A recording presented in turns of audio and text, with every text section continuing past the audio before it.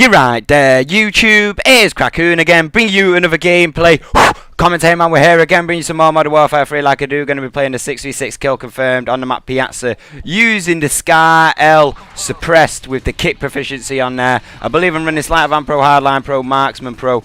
I'm running the kill streak setup, well, the strike package, the specialist. So I've got Assassin, Blind Eye, Scavenger as like my first three.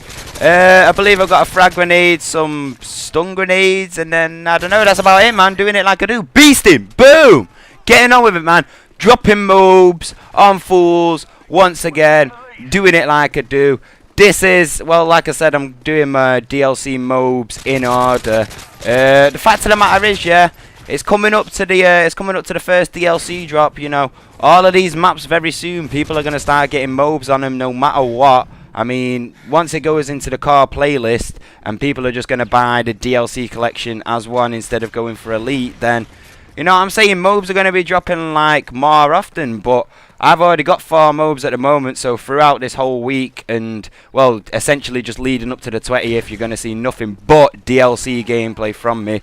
You know, giving you the drop and everything like that. Not necessarily giving you tips all the time, but, you know, just generally giving you my rundown about all the new maps and giving you all this visual evidence mixed in with tips and whatever else I want to do with my commentaries and stuff like that. But anyway, yeah, that's pretty much the way it's going to be. DLC until the 20th once the collections drop, because that's another thing you got to understand. All of my gameplays that I've got now on the DLCs are kind of, you know, they're going to become less valuable once it drops on the, once it drops to the public, because the fact of the matter is, with more people playing it on the public, gameplays are going to be easier to get. So the gameplays that I've got at the moment will probably be like, you know, out-rivaled by my other gameplays that I'll end up getting down the line. You know, it's the whole like process of like, it's different. I mean, we're still learning. This is like Elite. It's the first time it's ever been implemented into a Call of Duty game.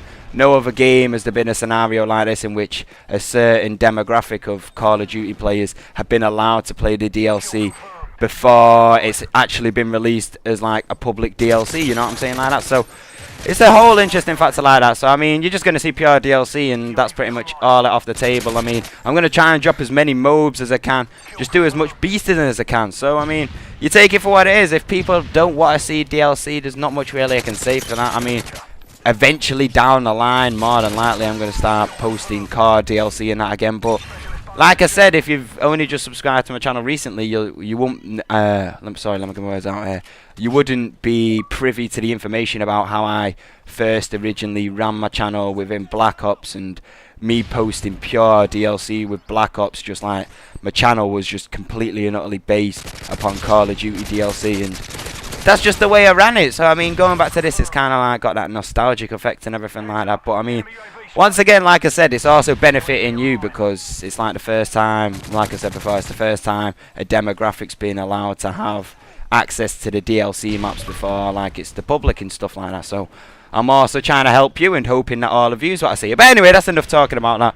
Enough jibber jabber, whatever you want to say like that.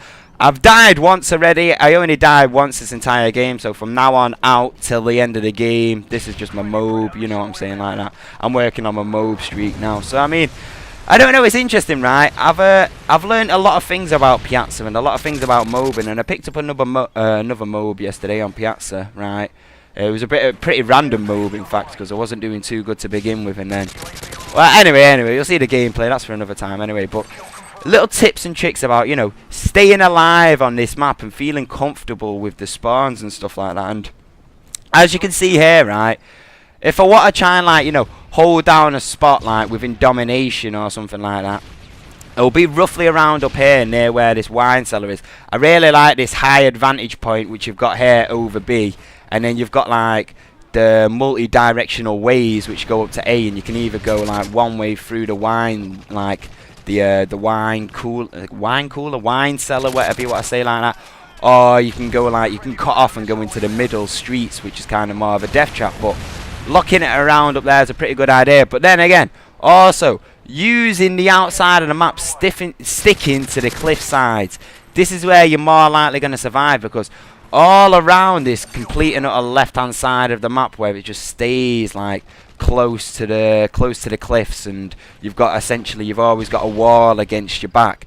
staying around this area, I don't know, it just feels so much more comfortable for me. Maybe it's because I feel as if there's less directions in which people are going to come from. I mean, they can either come from in front of you or behind you, and then there's a few certain situations in which you'll be able to get a glance over towards like the middle of the map, and you'll be able to pick yourself up easy kills there. But as you can see here, this is what I'm talking about, locking it down in this stairway. There's only one way they can come to get you from behind, and that's up the stairway from behind. So if you're constantly checking, I mean, just sticking around here, picking yourself 3 easy kills is a must do, you know what I'm saying, like that. And I don't know, you gain a lot more cover from around this area, and a lot more, what's the word now, chokehold points, or whatever you want to say like that. It just seems a lot easier to be able to maintain your kill streak and be able to stay alive. But you're going to see here very soon anyway where my second part of the theory comes into it, because I go around there and I work my way up around the cliffside, and you'll go to where I think my, well, I'd consider it my hotspot of this map, you know.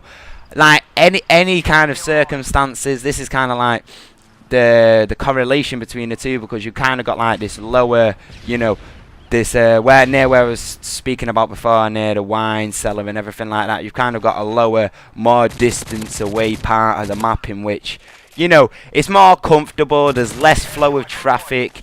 The stragglers that come through are very easy to usually pick up because you've got height advantages, you've got chokehold points, everything like that. But here's the correlation to that.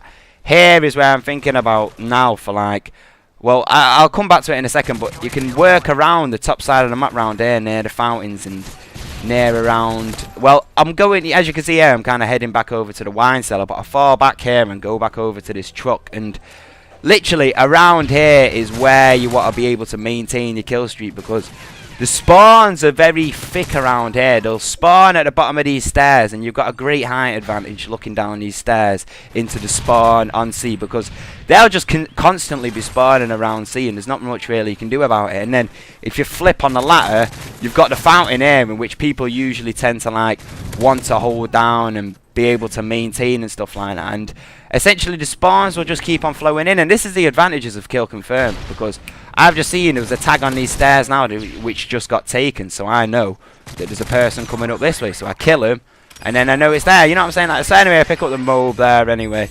You know, you got to take it for what it is really when it comes down to it like that. Locking down that area there is very good, because if you're able to maintain like your stronghold and be able to, like, you know, have a knowledge of the spawns, then you're going to be able to flip around, burn one guy the opposite way, flip around, burn the guy the opposite way. And if you're just aware of like where they're going to be coming from and have a knowledge of what, like, well, it's not really a factor of the spawns, because like I said, the spawns are going to be thick either way. So I mean, it's either in front of you or behind you. It's just you being able to maintain your knowledge of, right, my teammates are over here, so they're probably less likely going to be spawning over there. Let me just turn around, aim down this side. Oh, one guy walks into my sights. All right, I'll leave that tag there. You know, flipping around, using what you've got to your advantage. That's what I'm trying to get at. You know, sight lines, one directional paths, you know, all this kind of stuff. But anyway, that's all I've got to say for now. Dropping MOABs like I do. Peace!